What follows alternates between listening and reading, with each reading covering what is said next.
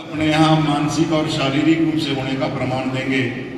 जय श्री राम, जय जय श्री राम। आज के इस बहुत ही पावन पवित्र अवसर के ऊपर हम मकर संक्रांति की इस बेला में बैठे हैं और आज जिस प्रकार से मौसम विभाग द्वारा पिछले 3-4 दिनों से बार बार येलो अलर्ट, ऑरेंज अलर्ट जैसी भविष्यवाणियां हो रही थी, आज स्वयं इस कथा के अंदर भी हमने ये सामने से महसूस भी किया कि भगवान सूर्य स्वयं अपनी यात्रा दक्षिणायन से जो उत्तरायण की करते हैं मकर संक्रांति के अवसर पर, वो यात्रा आरंभ हो चुकी है। सूर्य भगवान की उष्णता का आशीर्वाद हम सबने आज महसूस किया और स्वयं आशीर्वाद देने के लिए इस कथा में मैं कहूँगा स्वयं उपस्थित हैं। और ऐसे पवित्र मौके के ऊपर इस पवित्र प्रांगण के अंदर भगवान श्री राम जी के मंदिर के अंदर जो एक दिवसीय राम कथा का अभी हम उसके समापन के अवसर पर यहाँ उपस्थित आए हैं। इस कार्यक्रम के आज के हमारे मुख्य अतिथि आदरणीय माननीय पवन जिंदल जी हमारे बीच में, आदरणीय सतीश गुप्ता जी, सुधीर गुप्ता जी, आदरणीय प्रदीप खेड़ा जी, आदरणीय नरेश जी और इस प्रांगण में बैठे हुए सभी राम भक्तों को मैं दिल से वंदन करता हूं, अभिनंदन करता हूं। जिस नाते आज इस परम पवित्र प्रांगण में कथा का आयोजन हुआ, कल जिस तरह का मौसम था, पहले तो सर्दी से होड़ थी, इस कथा का जब जिस तरह से तैयारियां की, मैं आयोजकों को भी बहुत बहुत बधाई देता हूं, क्योंकि जब इस कथा का प्रारूप बनाया गया तो उस समय तो ये लग ही रहा था कि भाई इतनी ठंड के अंदर किस तरह से कथा हो पाएगी, कितने लोग उपस्थित रहेंगे, कैसे होगा। लेकिन आज आप सबके उत्साह को देखते हुए ये समझ आ गया कि भक्तों के हौसले के आगे कोई काम असंभव नहीं है और हम तो राम भक्त हैं। और ये हमारे लिए बड़े सौभाग्य का विषय है। इतना पुराना प्रांगण, लगभग कल बात चल रही थी तो 1954 के अंदर ये बन के कंप्लीट हुआ और अगर आप हिसाब लगाएं तो लगभग 69 सालों के अंदर भी हम देखें तो इतना विशाल प्रांगण हमें आज भी किसी मंदिर में नहीं मिलेगा। क्या सोचकर हमारे बुजुर्गों ने, हम सब ने जब ये बनाया सतीश जी के परिवार से, तो क्या सोचकर ये बनाया होगा कि किस नाते समाज के नाते ये काम आना चाहिए। और आज मैं आयोजकों को इसलिए भी बधाई दूंगा, पहले ये श्री राम मंदिर जो है हम कांवड़ के यात्रा के समय इस्तेमाल करते थे, आता तो तब ये धार्मिक उसमें ही था, लेकिन ये कभी साल के अंदर 10-20 दिन 30 दिन उस कांवड़ यात्रा के अंदर इस्तेमाल होता था। लेकिन मेरा ये मानना है कि इस प्रकार के आयोजनों से लोगों का यहाँ पर एक भक्ति भाव भी बढ़ेगा और अगर आपने मन से इन मूर्तियों के दर्शन किए हों, चाहे सामने हमारे इष्ट की मूर्ति और चाहे आप साइडों में लगी हुई मूर्तियां देखेंगे, जितनी सजीवता इन मूर्तियों में है अगर आप महसूस करेंगे तो आपको लगेगा कि आज के समय में भी इतनी सजीव मूर्तियां बननी बहुत कठिन काम है। तो मन की श्रद्धा है, सजीवता तो हमने हमारे मन की श्रद्धा ने करनी है। मैं अभी कुछ ना कहते हुए एक भाव जरूर रामायण का आपके सामने रखना चाहूंगा। अभी निंदी जी जब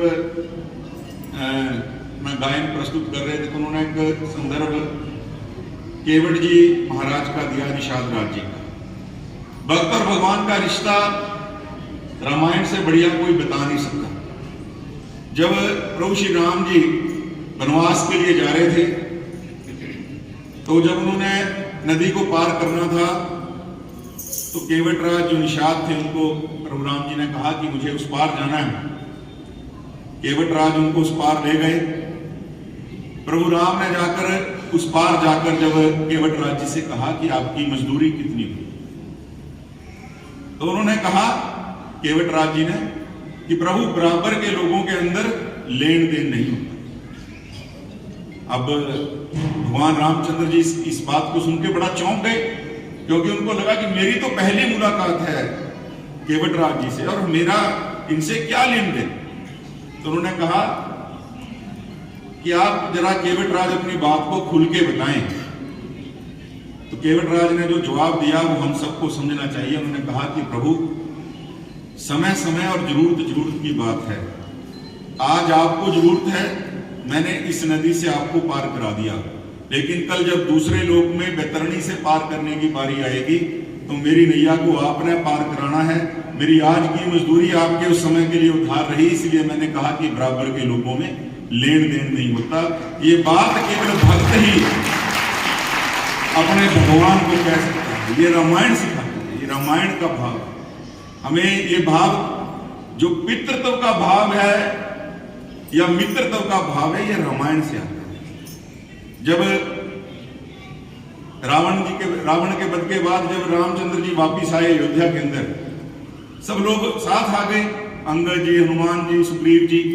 एक नियत समय के ऊपर सबकी विदाई हो गई, लेकिन हनुमान जी का मन वहां से जाने का नहीं था, ना भगवान श्री राम का मन था।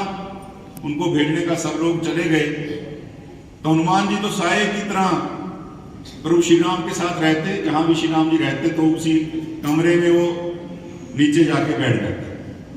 तो सबको लगा कि माता सीता और प्रभु राम को मिले वर्षों हो गए, इनकी आपस की मन की कुछ बातें हैं, रात्रि का समय हुआ, इनको अब एकांत चाहिए।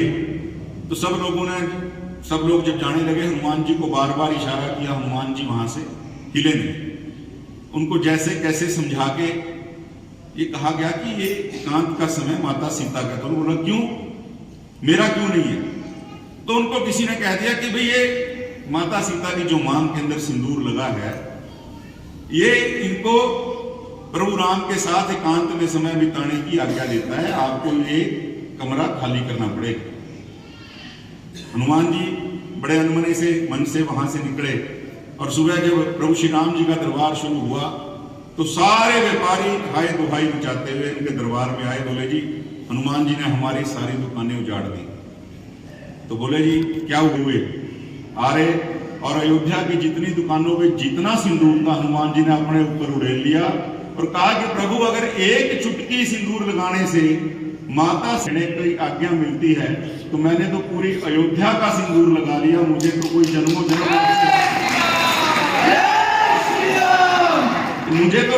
जन्म आपसे अलग नहीं कर सकता। तो मेरा निवेदन है कि हम चाहे आज इस राम कथा से वो एक चुटकी सिंदूर लगा के जाएं, चाहे पूरी राम कथा अपने अंदर उड़ेल के जाए, लेकिन अपने भाव को यहाँ से राममय बना के जाएं, अपने भाव को यहाँ से इस राष्ट्र में बना के जाएं, अपने भाव को यहाँ से अपनी इंसानियत को जगा के जाएं, तभी इन कथाओं, इन आयोजनों का कोई फायदा है। तो मैं तो पुनः आयोजकों को इस बहुत ही, मैं कहूँगा, पावन पवित्र काम के लिए दिल की गहराइयों से साधुवाद देता हूँ। आप सभी को पुनः बहुत बहुत बधाई। जय श्री राम।